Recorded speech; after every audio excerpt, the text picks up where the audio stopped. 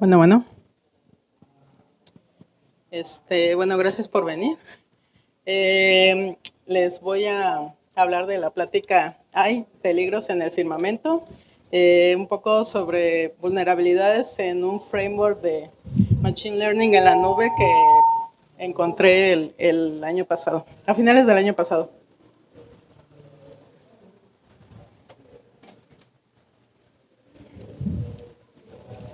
Bueno, un poquito acerca de mí. Soy Senior Security Consultant en Bishop Fox. Me llamo Berenice Flores.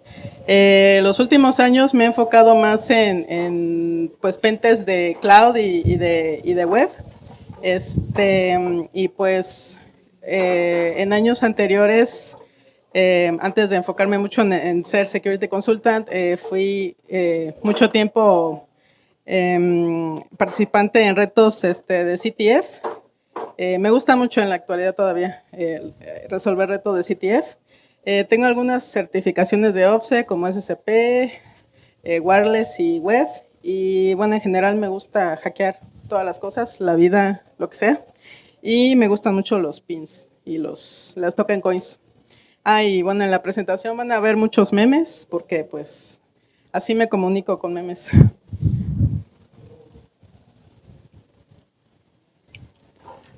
Un poco los temas que voy a abordar, unos conceptos clave para que entiendan un poquito, pues, cuál es la diferencia de Machine Learning o qué tiene que ver con la inteligencia artificial, un poquito de los componentes claves de los frameworks de Machine Learning, y voy a abordar más a fondo las vulnerabilidades que encontré, los CVs, cómo estos llegaron a ser usados para escalar privilegios, y un breve resumen de los riesgos que pues a mi parecer se unieron para poder encontrar estos CVs.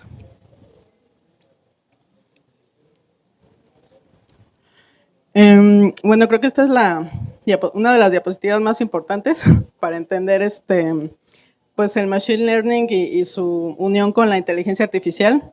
Esto, bueno, es más o menos pues como yo lo veo, no es así escrito en piedra, pero pues como yo lo veo, la inteligencia artificial para que funcione necesita de 3 componentes principales.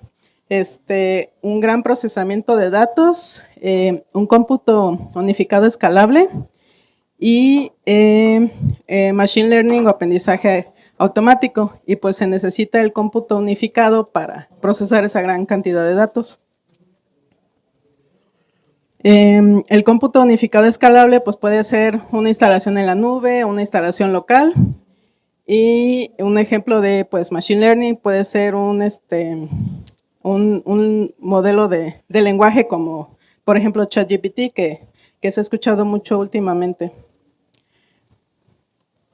Y bueno, aquí un concepto de un artículo que encontré de Amazon AWS, de cuál es la diferencia entre inteligencia artificial y Machine Learning, es que pues se podría considerar que Machine Learning es inteligencia artificial, pero no todos pues, los componentes o los conceptos de inteligencia artificial son Machine Learning. Esa es como más o menos la diferencia. Y pues entrando un poco más en qué son los frameworks de Machine Learning, pues este hombrecito estresado se podría decir que es un framework de Machine Learning, y pues está estresado porque tiene que hacer muchas cosas a la vez, tiene que procesar datos, tiene que administrar el clúster, un clúster puede ser Kubernetes o estar montado en AWS, etcétera. Tiene que estar a la vez escalando recursos de cómputo y también realizando actividades de Machine Learning como Post-Learning y Tuning. Y todo eso al mismo tiempo. Les voy a hablar un poquito de los principales componentes y su configuración, así como, de cierta forma, como yo lo entendí para pues, encontrar las vulnerabilidades y lo que me hicieron enfocarme en estos componentes. Como les dije, el hombrecito estresado llamado Framework de Machine Learning, se también tiene que estar realizando administración de clusters. Este clúster, pues principalmente tiene dos tipos de nodos, uno head, que es la cabeza, y otros workers, que son los que obedecen al head. Entonces, aquí este muñequito podría ser como alguien que está coordinando a los nodos. Este coordinador se encuentra en el head y está viendo pues qué necesita cada nodo, si todavía tiene capacidad de procesamiento, si se necesita crear otro nodo, está supervisando qué hace cada quien. Y desde el punto de vista de configuración del framework, bueno, esto es ya cómo monté el framework de Machine Learning del cual encontré los CVs. Esencialmente, pues hasta ahora he visto que muchos frameworks de Machine Learning funcionan de la misma forma o muy similar. Se tiene un binario, se le manda a llamar un archivo de configuración, que en este caso fue setup.yam. Mi setup.yam pues tenía una serie de especificaciones para configurar mi ambiente en la nube. En este caso era ya en un ambiente de AWS. Y bueno, aquí se ve cómo comienza a configurar el clúster. Primero checa si ya existe un clúster en mi cuenta de AWS, y como no existe lo comienza a crear, lo comienza a configurar. Todo esto pues estaba por defecto, y de hecho este archivo de configuración YARM lo descargué de la página oficial del archivo framework, era por defecto. Y pues al final ya corre el nodo head, y como último le asigna una IP pública al nodo head. Esto es pues muy importante porque pues fue algo que sirvió para encontrar los CVs. Y pues ya al final todo corre bien y ya dice que ya está corriendo. Y me asigna, bueno, también me dice cuál es la IP local de los nodos para que se comuniquen los nodos trabajadores o los workers. El segundo componente importante y la configuración del framework ML es que el clúster usualmente tiene una API para enviar tareas o trabajos. Estas tareas o trabajos pues usualmente se envían en forma de scripts o de comandos. En este caso, el output de cuando monté pues ahora sí que mi clúster, mi configuración inicial de mi framework, me dice, para enviar un trabajo al framework que se llama Ray, ejecuta este comando. Y pues dice Ray, job, submit, shalala. Y aquí lo importante es que me está dando un ejemplo de que mande llamar a Python y le mande llamar a un script. Entonces, hablando en términos de clusters, pues se recuerdan, el hombrecito a la derecha es el coordinador. El coordinador, en este caso, pues también se comunica con esta mujercita, le podríamos decir que es como alguien que agenda los procesos o los trabajos. Entonces se comunican y entonces uno le dice a la que agenda, que igual está en el head node, le dice, tengo, por ejemplo, un papel, quiero cortar este papel, para que al final se obtenga un muñequito de papel. Entonces, este controlador le ayuda a la que agenda a cumplir ese trabajo, que hablando de framework ML, pues sería esto que está resaltado en verde, sería enviarle el script.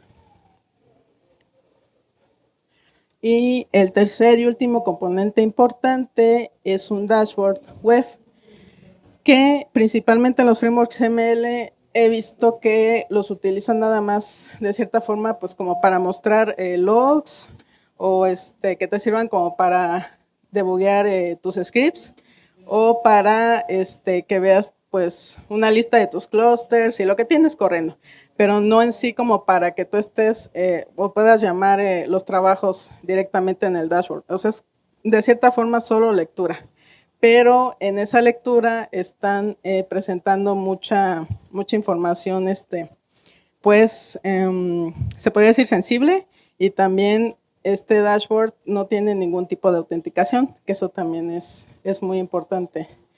Y también me ayuda a encontrar los CVs.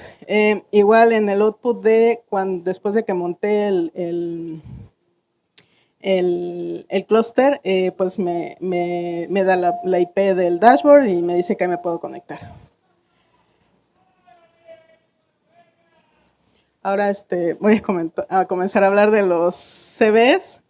Estos fueron los CVs que resultaron de la investigación.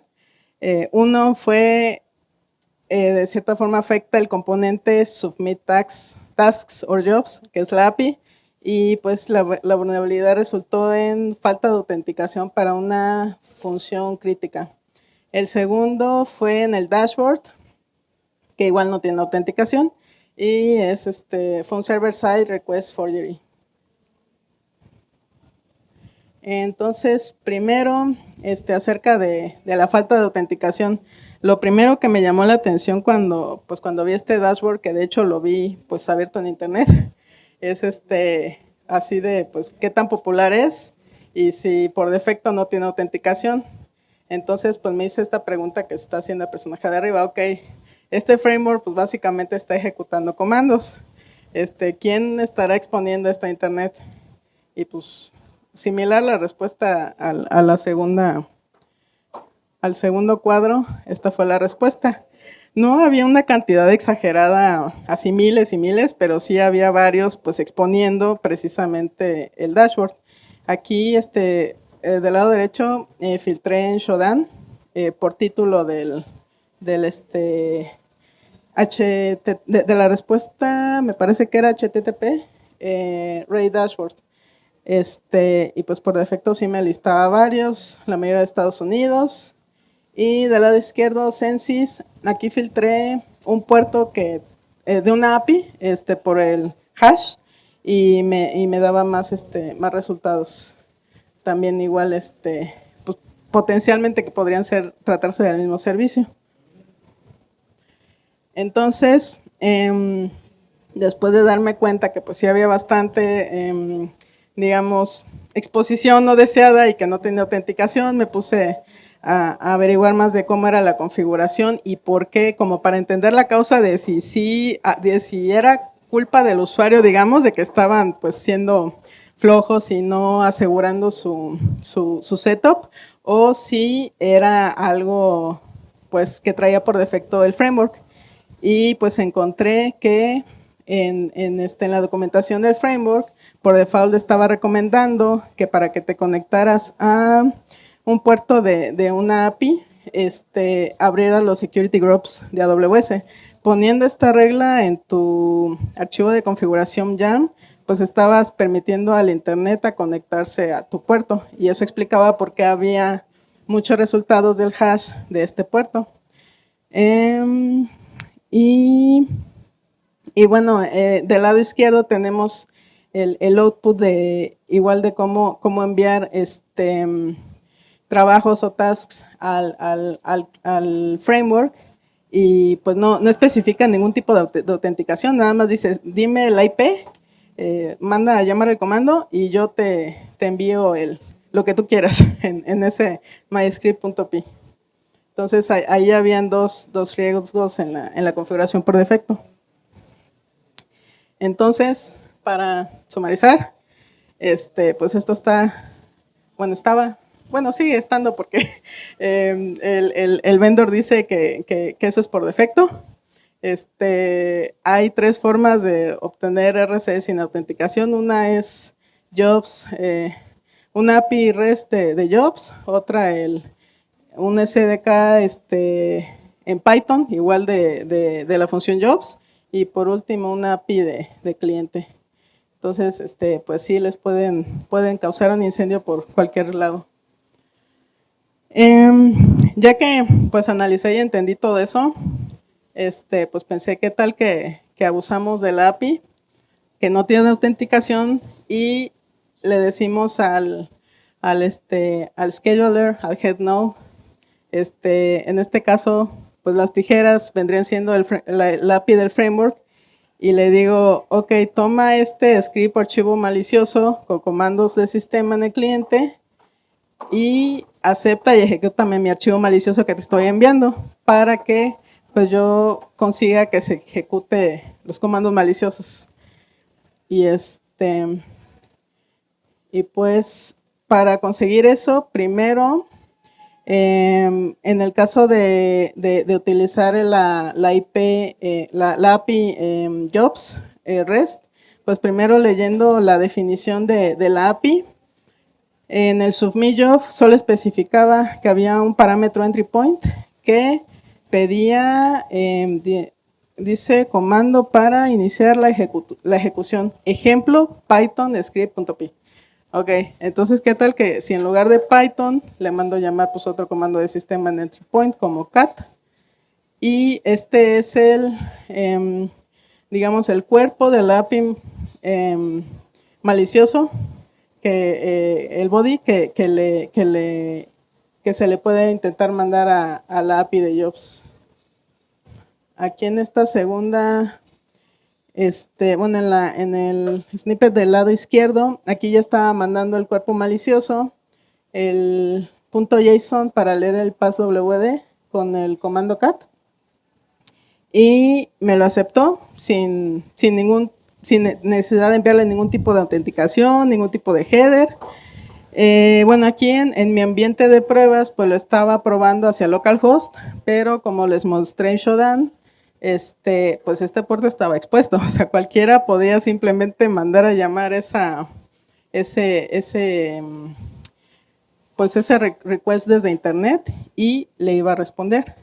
Entonces me aceptó mi request malicioso, me dijo, ok, te asigno el job ID que me dijiste y este es tu submission ID. Y luego para leer el output del comando, simplemente se mandaba a llamar a los logs, que los logs pues estaban registrando muchas cosas pues bastante sensibles y un poco innecesarias. Y ahí en los logs bueno, en el output leyendo el archivo etc passwd, se podía ver que se estaba configurando por defecto un usuario llamado Rey. El segundo ejemplo, bastante similar, pero en lugar de usar la API REST, es usando el Python SDK. Aquí pues primero hice mi archivo malicioso, instalé unas librerías de REST necesarias para mandarle los trabajos.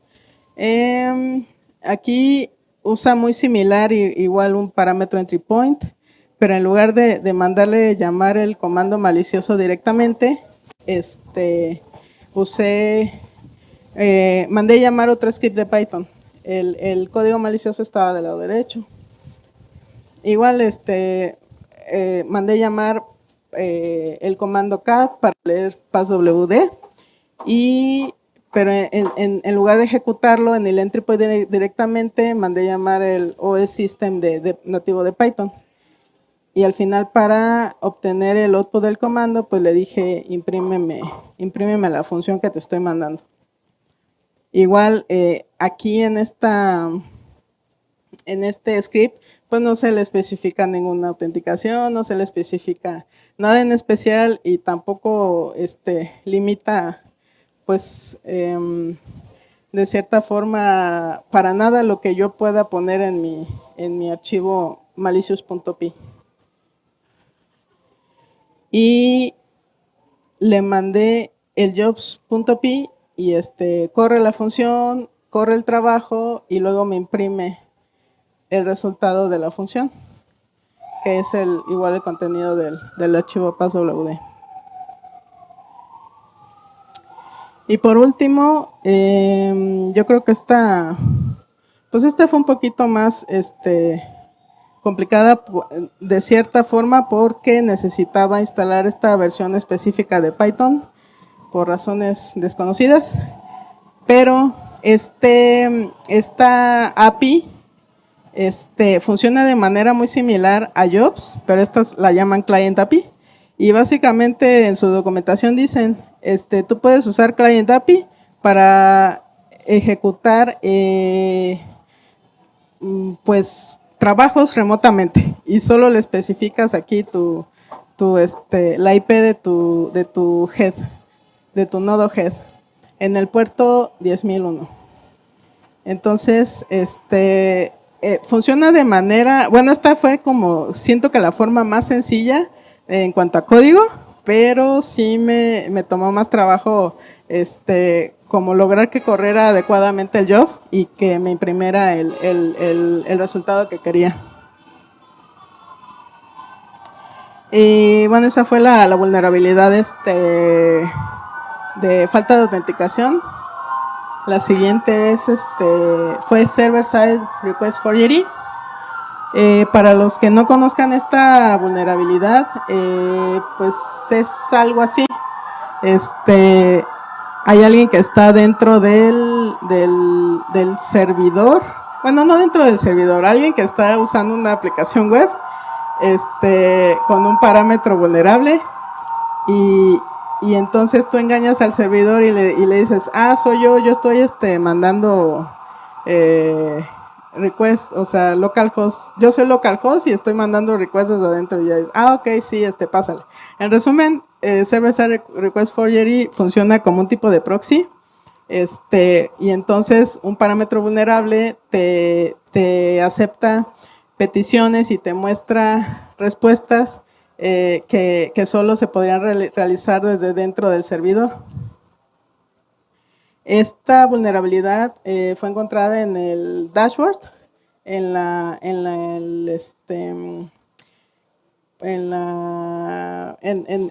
pues en los logs.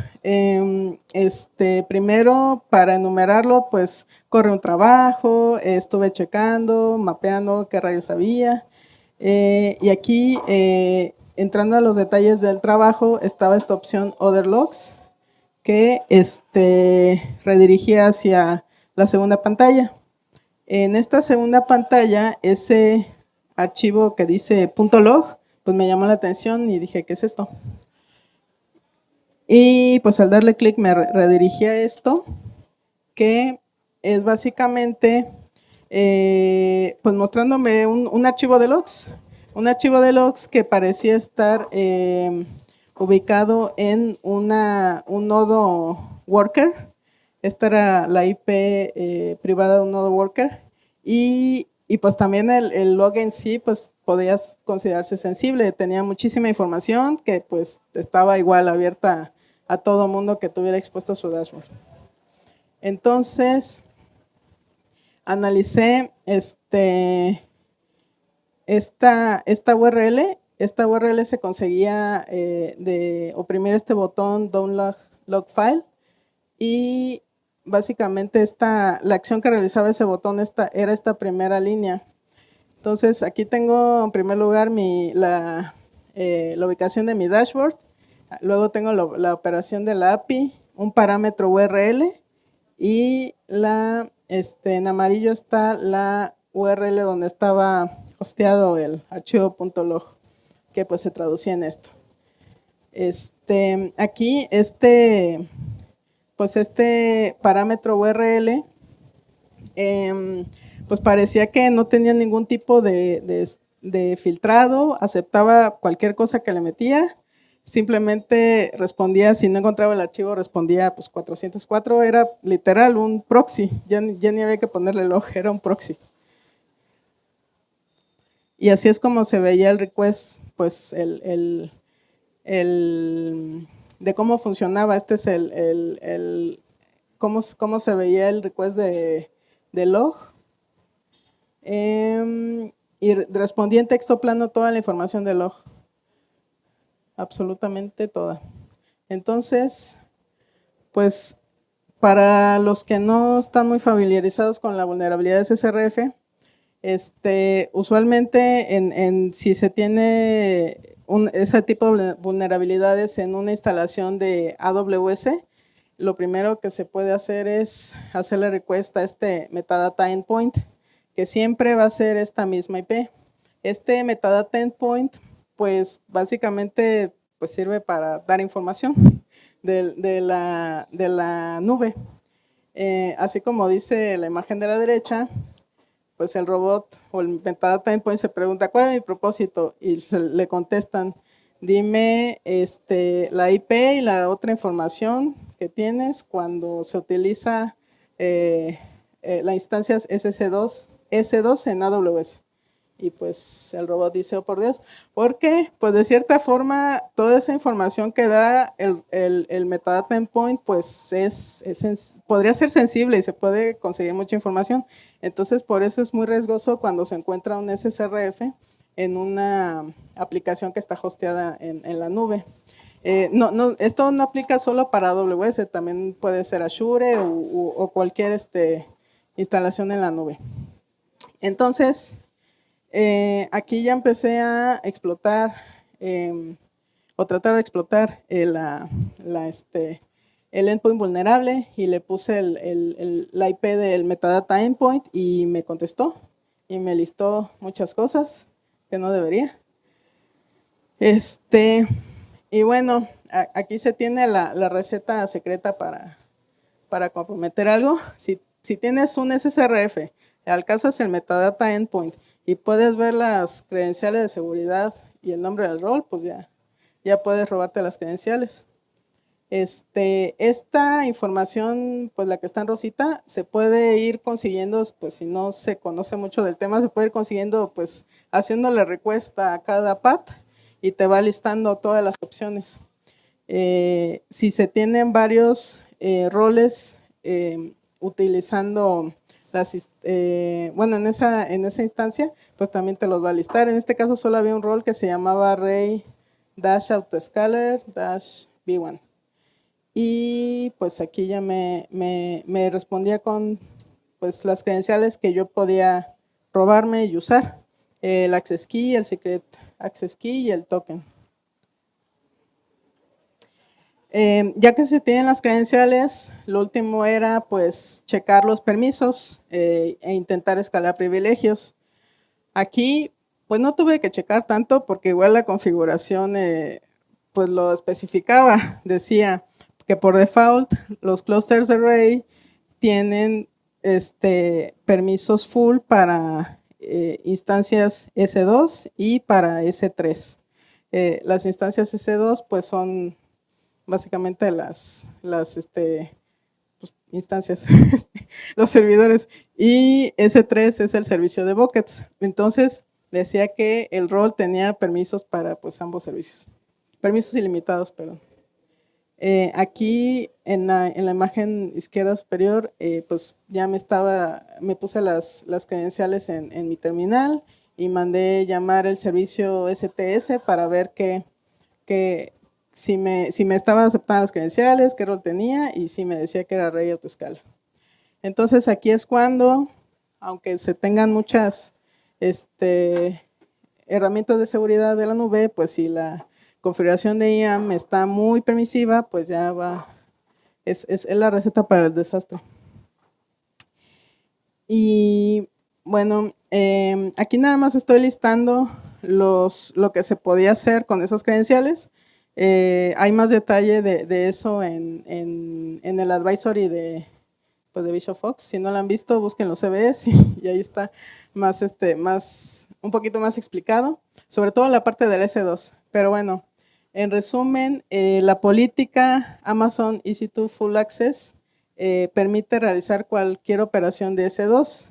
En este caso, hay una operación que se puede utilizar para escalar privilegios, que es Modify Instance Attribute. En esta operación, yo le puedo decir a la instancia, oye, córreme este archivo malicioso que yo te voy a dar, y lo corre. Y entonces, como yo tenía todos los permisos de S2, pues me aceptaba esta operación para escalar privilegios y me aceptaba la operación para para reiniciar la instancia con este archivo malicioso que yo le estaba llamando. Y en la otra forma, que no es tan escalar privilegios, pero pues sí estaba dándome acceso a muchas cosas, era el Amazon S3 Full Access. En esta, pues yo podía haber listado objetos, descargar objetos o poner objetos en las buckets que tuvieran expuesto el framework de Machine Learning que ataqué. Y por último, los riesgos, que pues la conclusión a la que llegué de riesgos después de research es que, pues, número uno, ausencia de mecanismos de autenticación en los componentes. Después de haberle hecho el disclosure al vendor, pues como que se defendió diciendo que pues no era intencional que Ray estuviera expuesto pues ni a la red ni al internet, que tenía que ser instalado en un sistema controlado, decían. Pero pues eso no lo especificaba en ningún lugar en su documentación, que pues está relacionado con el último punto. No había había ausencia total de documentación clara que enlistara la responsabilidad compartida con el usuario. Desconozco de otros vendors de cloud, pero al menos de AWS sí se toman mucho trabajo para enlistar cuál es la responsabilidad del usuario, cómo tiene que configurar su nube para que no haya riesgos. Y pues Ray medio está empezando a hacer eso, al menos poner un warning, pero no lo pone muy claro. Otro riesgo que siento que fue factor para encontrar estas vulnerabilidades es el crecimiento acelerado. Vi en el repositorio de Ray que a partir del lanzamiento de ChatGPT empezó a subir los forks y los usuarios, y todo el mundo le está metiendo mano, actualizando, shalala, pero nadie le está poniendo atención a la seguridad. Y eso pues va de la mano de la creciente popularidad de la inteligencia artificial.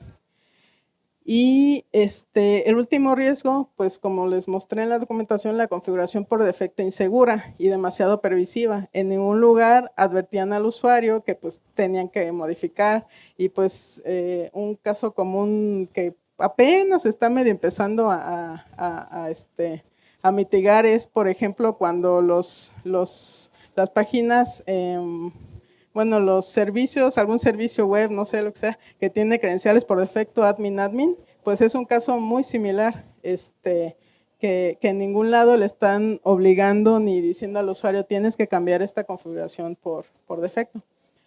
Y pues creo que esta fue la receta, y está haciendo la receta no solo para Ray, hay otros frameworks que también tienen problemas muy similares, solo que pues creo que no se le está dando tanta atención, quizá porque son un poco difíciles de instalar y pues no todo el mundo tiene acceso a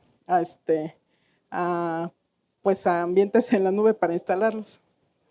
Y pues eso es todo. Gracias. Si alguien tiene preguntas, con mucho gusto.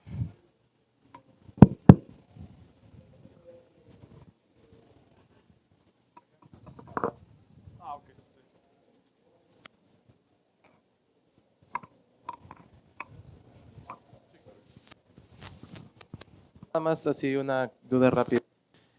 Mostraste que en Shodan había varios resultados de Ray que estaban expuestos a internet. Sí. Por temas, obviamente, legales, supongo que no llegaste a probar alguno de ellos. ¿O? Sí, llegué a acceder. Sí me metí, pues para ver si hiciera, y si eran. Pero, o sea, no, digamos, no les envié pues los exploits, eso sí ya no. Pero sí me metí a checar varios y si estaban vivos y si eran Ray y si estaban funcionando. Muchos tenían montones de logs. Uno en especial tenía muchos clusters que probablemente allá había un chorro de información que se podía robar y así. Gracias. Sí.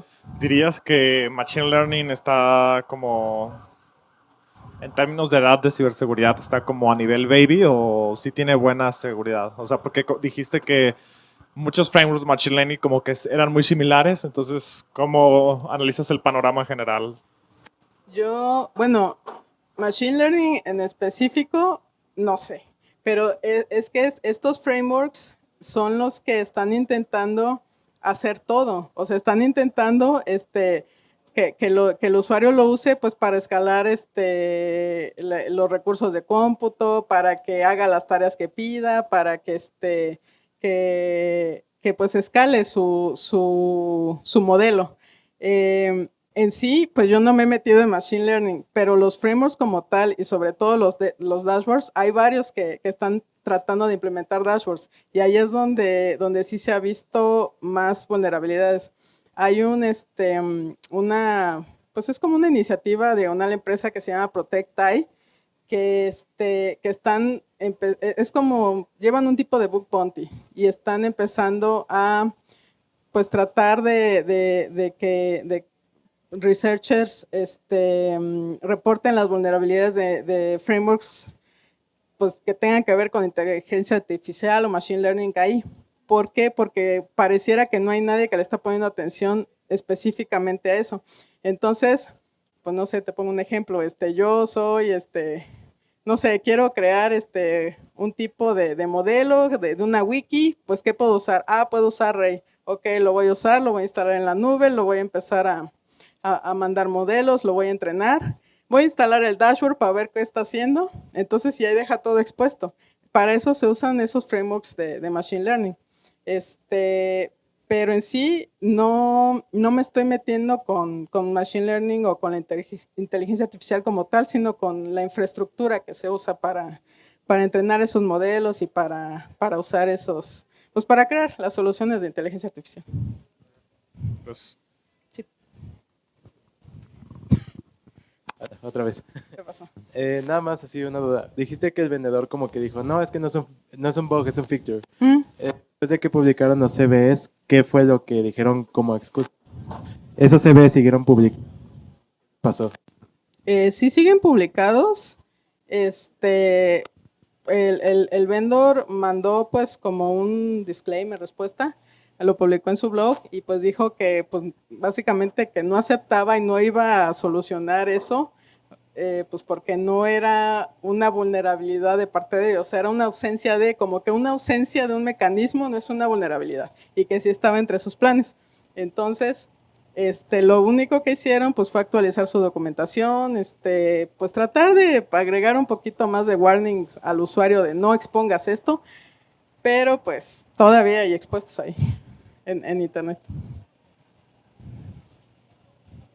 ¿Alguna otra pregunta? ¿No? Bueno, gracias por su atención.